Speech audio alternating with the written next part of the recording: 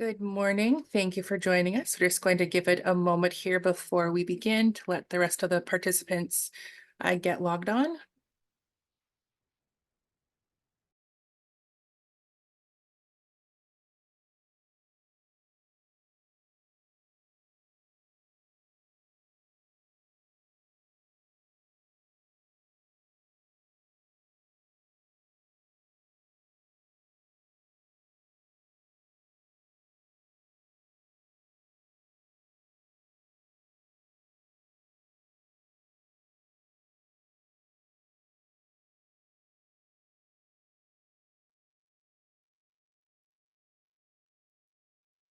Good morning, and thank you for joining us for our fifth in the series of optional webinars for the Invasive Species Action Fund. I'm Kendra Jolly, and I am the grants coordinator here with the Invasive Species Center. This morning we are going to be focusing on our in-kind contributions as part of your budget. If you are not able to join us for our previous webinars, we had our informational sessions on ISAF in general, as well as a focused webinar on budgets. They are available to view on our YouTube channel, and they will also this one will also be posted to the YouTube channel once we are done. If you have any questions as we are going through the webinar this morning, please feel free to enter them into the Q&A portion of Zoom.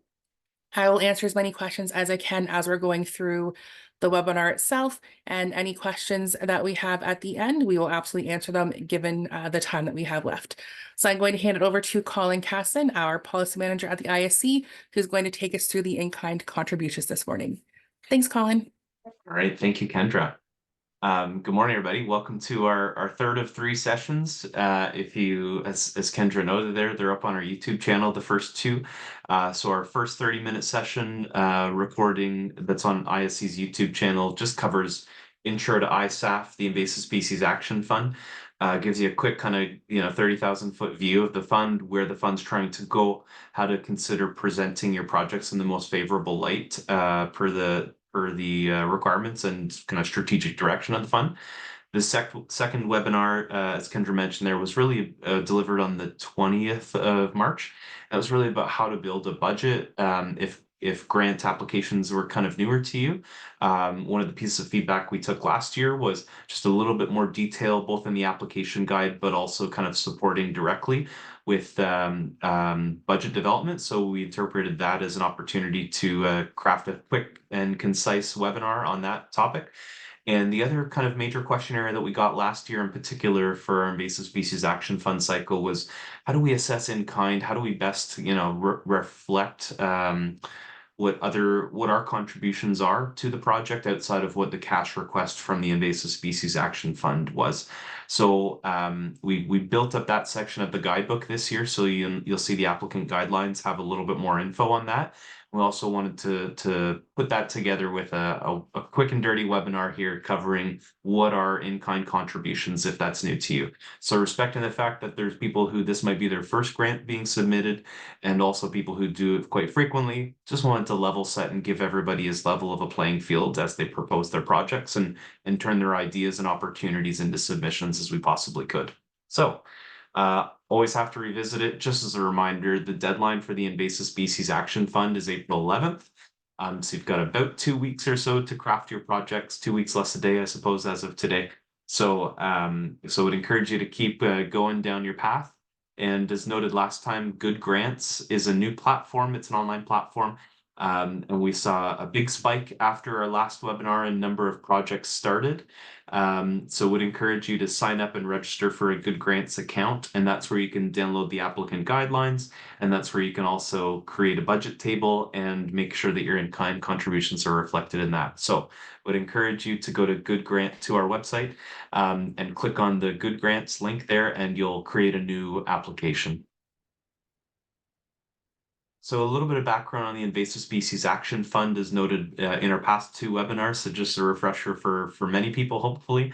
The fund is really trying to catalyze action here that's happening in on-the-ground management and the monitoring of invasive species across the province of Ontario.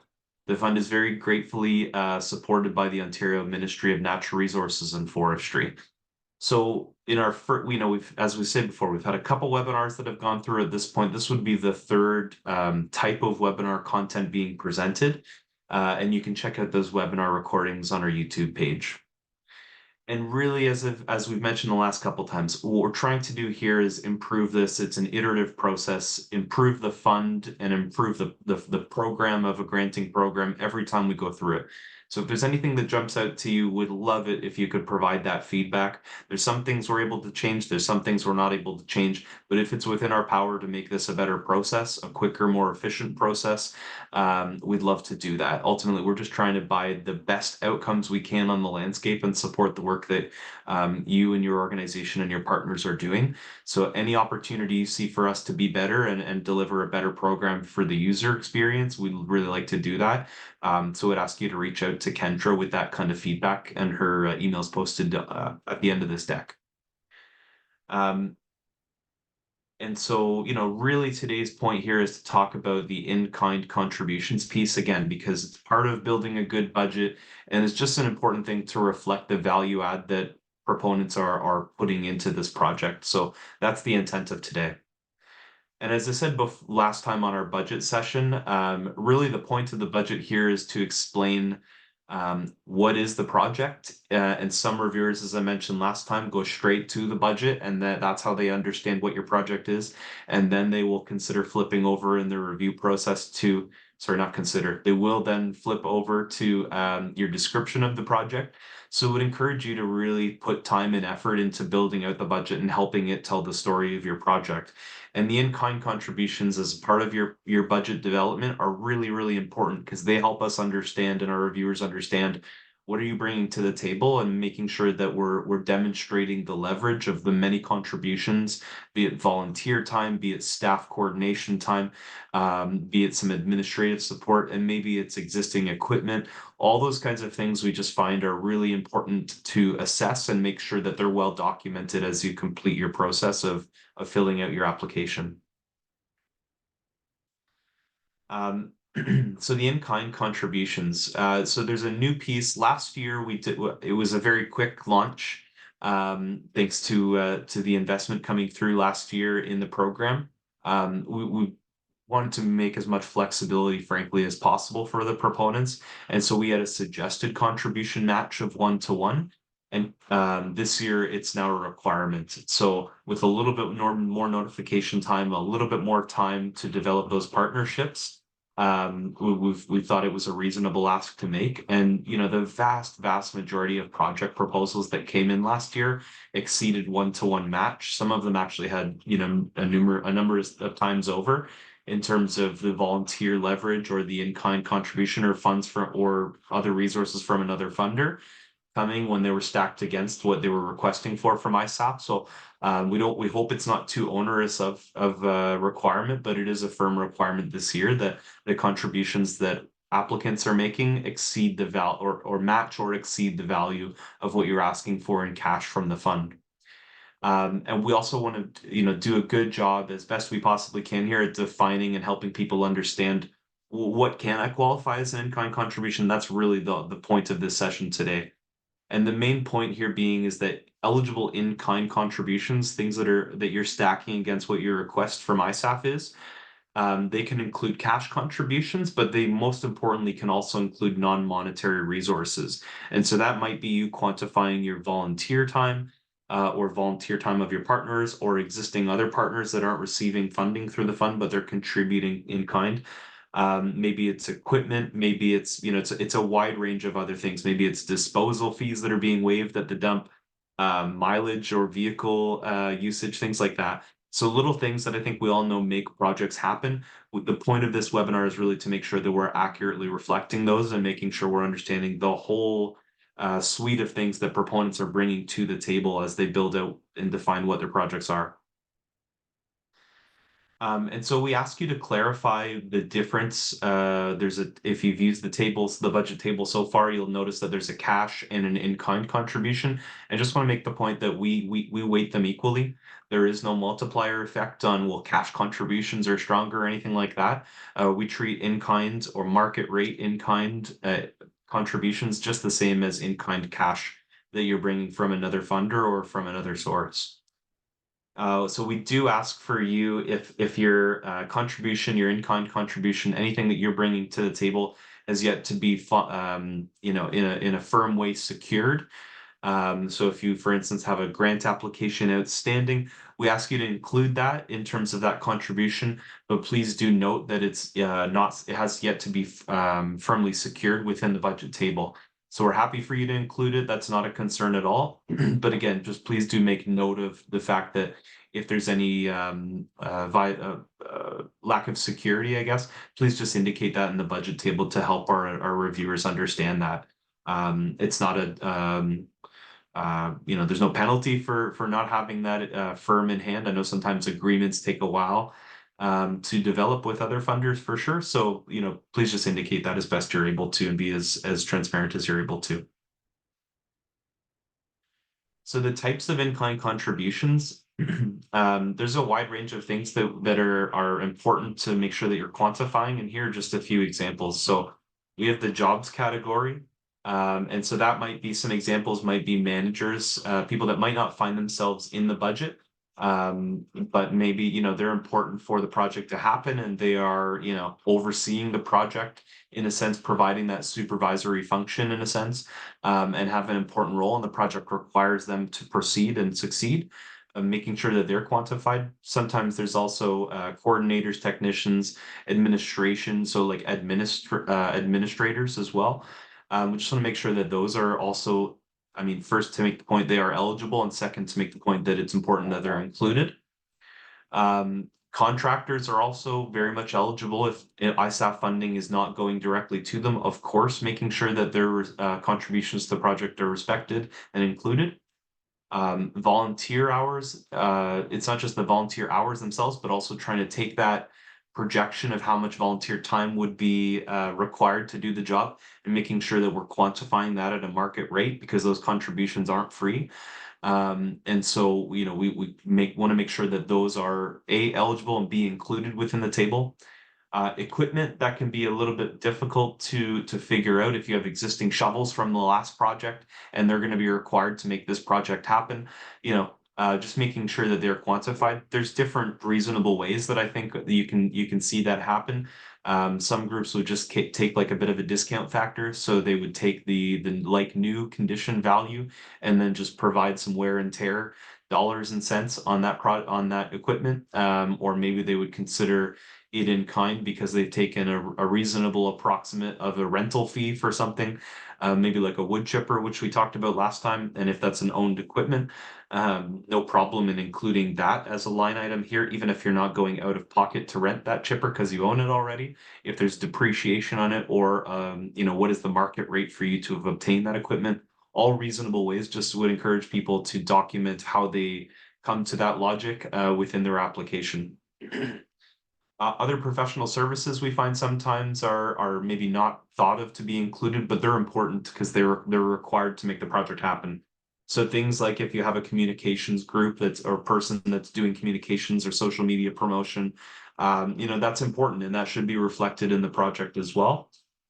Things like accounting and bank fees, sometimes they don't fit in terms of the administrative 10% up to 10% that groups would include within their budget. So just want to make sure those kinds of fees are thought of as well and making sure that we're quantifying those because they're important and someone pays the bill on them. And we just want to make sure that they're found within the projects as well.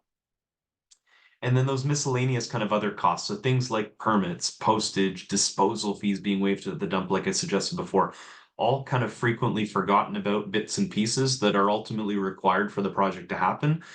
So do want to see groups making sure that they're just reflecting the global costs of their project as best as they can. So salaries and HR costs. So, you know, I think we talked about this in terms of the budget and articulating what are these costs well the other day. And I just want to kind of make the note that actual salary costs from an in-kind perspective, actual salary costs, wage costs, and including mercs in that as well, or mandatory employer costs, are also important because there are things that you incur or groups and components incur and just want to make sure that they're reflected. And the who would be things that are frequently maybe not thought of, would be things like project managers, administrative staff, or other staff that, again, are required for the project to happen, but might not be so directly involved as to the obvious line on a budget. So I just would encourage you to think about that. And there's different ways to capture that in the budget. You could go line by line and itemize everyone, or you could batch people together. No preference there, just again, as long as you can articulate your thinking and thinking process. We'll show you the example of the budget table in a moment here, so that'll maybe contextualize it. So again, this is just a good indicator here. We're really talking about quantifying things that you're not looking for money from ISAF for. So what are those other people that you're not looking for ISAF funding for, but they're important for the project to happen? The project couldn't happen ultimately without them. Please make sure that they're included in any kind lines. Professional and technical services and contracts. So sometimes there are important considerations and important fees and expertise that's being done that might be just not thought of directly, or maybe it was just part of an earlier scope of the project as we're developing the project. Just want to encourage you to think about those as definitely being eligible expenses as well, as long as they're well defined and well articulated as to how they made the project happen. Volunteer hours, we've seen very reasonable approaches in terms of trying to quantify it. And I just want to acknowledge, I understand it's difficult because we're kind of looking into a crystal ball and projecting how many hours a volunteer is going to make in terms of a contribution. And, I think it's fair to say that all volunteers may or may not be created equally in terms of skill set. So the best guidance we can give you is that there's a good degree of reasonable understanding here, that there is no firm guidelines we can provide in terms of how much is a volunteer hour worth. Well, they're not all created equally. I think that's reasonable. I think we understand that. But I would say, I think basically the approach for any in-kind contribution is we're trying to assess the market value as best we can. We understand it's hard to assess that in a concrete, specific way at times. And so we need to just use our best judgment. And so reviewers understand that, and they appreciate any guidance you can give. And I just want to communicate they're happy to approach this with an open mind. And so, a $20 an hour for 50 volunteer hours projected is a very reasonable assessment, I think. So $1,000 worth of in-kind contributions. So maybe in a garlic mustard pull or some sort of manual removal scenario, that seems like a reasonable market rate. If it's a more specialized activity, let's say you have a arborist who's willing to donate their time. Obviously, that's a different skill set. So I think it's reasonable to assume that's not a $20 an hour if you've paid an arborist bill, that's not a $20 an hour cost. So any reasonable approximation of what you think the market rate would be reasonable, I think, from our reviewer's perspective. Again, just making sure that we're articulating that in the budget column, just to give a little bit more understanding and help somebody understand in that kind of project proposal scenario. If you just had, 2 volunteer hours at $500 per hour, maybe that's a bit rich, maybe, $150 per hour for an arborist, I'm not sure. And you had $300.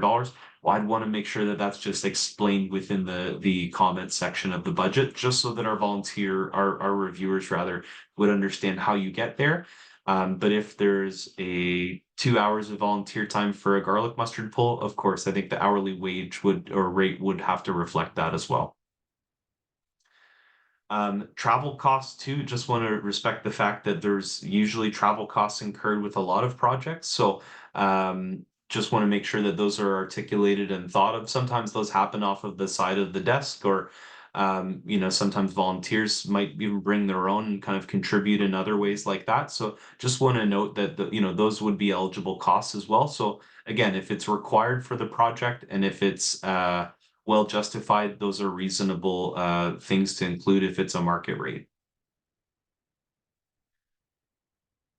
There's some other categories as well, which we find would be useful, things like equipment, materials, and supplies. So the cost of purchased or donated new and used equipment, again, just making sure that if it's hand shovels, tools, machinery, laptops, things like that, that they're factored in.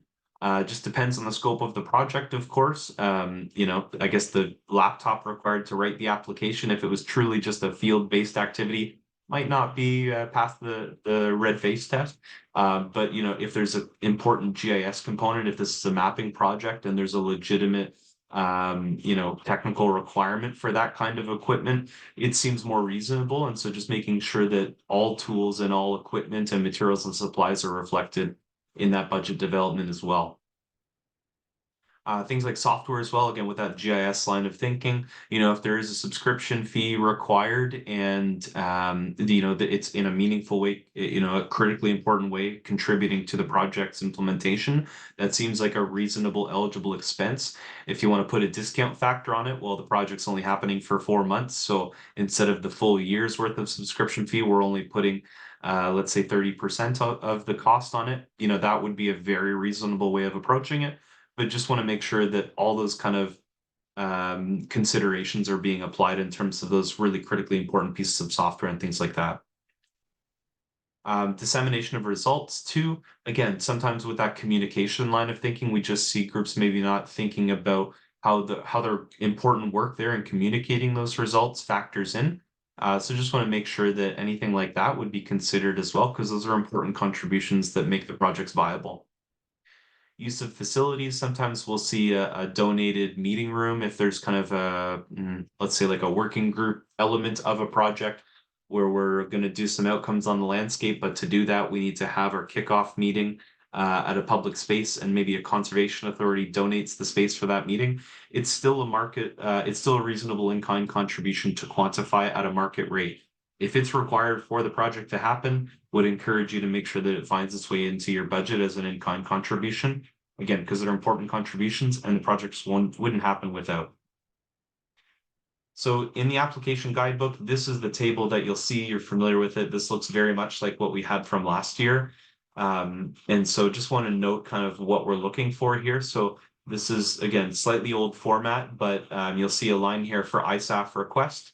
And you'll see the proponent contributions are your in-kind overall. And in-kind can be cash from another source or from a proponent, or in-kind can also be the kind of other sources of contributions as well, kind of non-monetary, but we need to put a market rate beside them. So just as a refresher, this is what the new Good Grants platform budget table looks like. So you'll see once you've started your application, hopefully you've already got one underway. But once you progress through the first few tabs, you'll get to your budget tab. And so this is what we're looking at in terms of quantifying your in-kind. Again, there are different categories here, so you'll need to find a way to consider the things that you're submitting here as fitting within one of these 6 or 7 categories. And communications is also a category that might not be reflected here. So we've got salaries and HR, as we mentioned before, travel and accommodation, professional or contracted services, equipment supplies purchase, equipment supplies rental, and administration, and again, communications and other. So would encourage you to think about, well, how do those contributions connect into one of those budget categories? And then if it's just something you're not looking for, you don't require ISAF funding on, but you want to make sure it's still a part of your budget, would encourage you to make sure that it has its own budget line here, even if your ISAF request here is 0. So this is what a completed example looks like that we talked about in the budget development webinar here.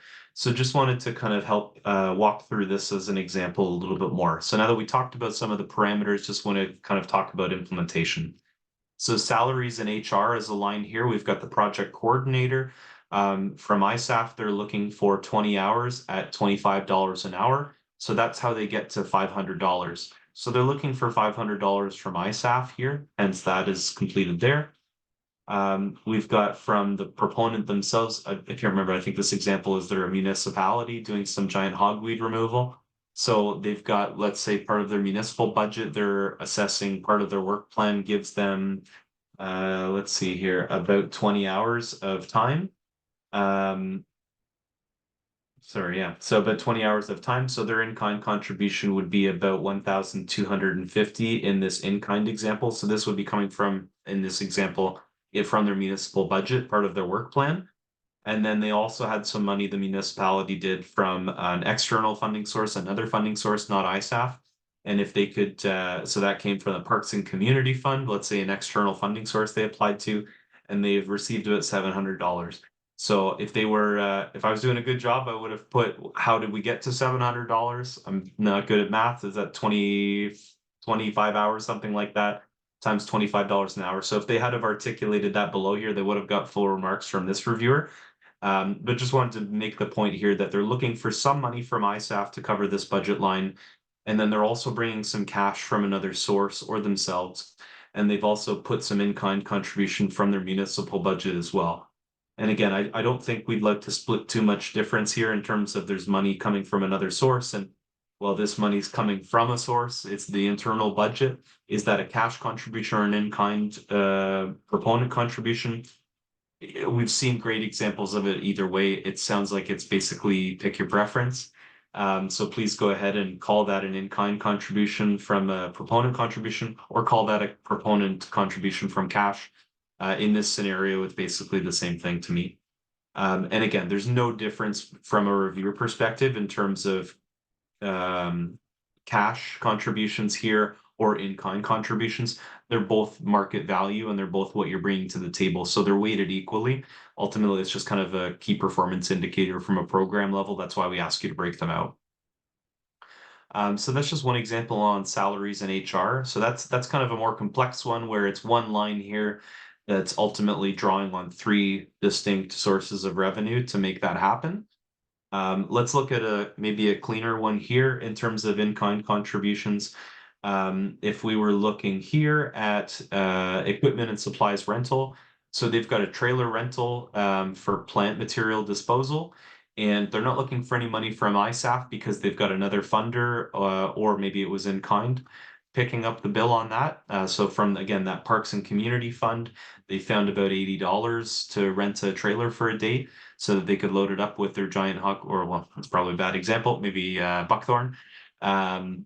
So they filled up their trailer and they assessed the value of that to be about $80, and they had cash from the Parks and Community Fund to cover that rental. Then that's great. They would include it here. Again, maybe they're not looking for any money from ISAF, but that's still an important contribution that ultimately the project wouldn't happen without it. So would encourage you to make sure it's reflected in one of these two in kind, either cash in kind or proponent contribution in kind here as well.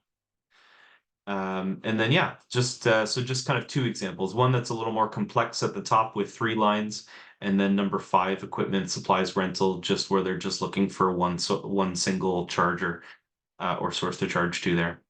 So just want to talk through a couple examples, and I think that's the important one.